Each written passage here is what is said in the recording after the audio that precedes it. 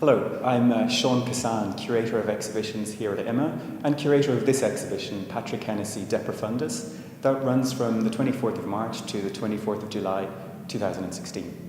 In the 1940s, Hennessy survived mainly through the sale of commissioned portraits and still lifes.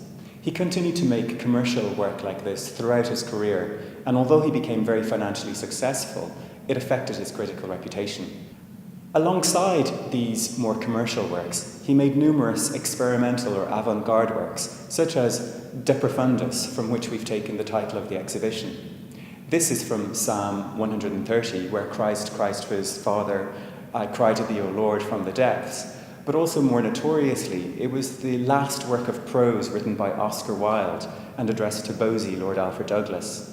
This was very unusual because at this time, Wilde was synonymous with homosexuality, and many artisan writers distanced themselves from him because shame attached to his name. For Hennessy to have taken this work and titled it so early in his career was an invitation for critics to read the theme of homosexuality in his work, but this was largely ignored. Part of the audience for the more experimental works that Hennessy made was the Anglo-Irish writer Elizabeth Bowen. Her house in Cork was a centre for literary visitors from London, and it was important in two ways. First of all, it opened up a variety of conversations, avant-garde conversations for Hennessy and his partner Henry Robertson Craig, but it also formed an audience for his more subversive or experimental works. Some of those works, like Lake Island, we see a young man standing alone in the landscape. The landscape is familiar from the work of somebody like Paul Henry with his images of the west of Ireland.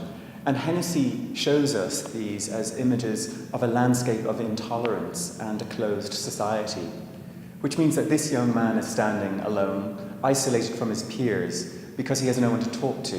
There is no way of communicating his loneliness or anxiety. Hennessy makes this really explicit in a work like Shown Alone, because we see a group of adolescents swimming in the canal, but he tells us that the young man is alone, lost in his thoughts, because he recognizes difference in himself. And he's sensitive here. Hennessy is sensitive to the ideas of self-development, and he shows us young men going through this gradual evolution of a personal identity.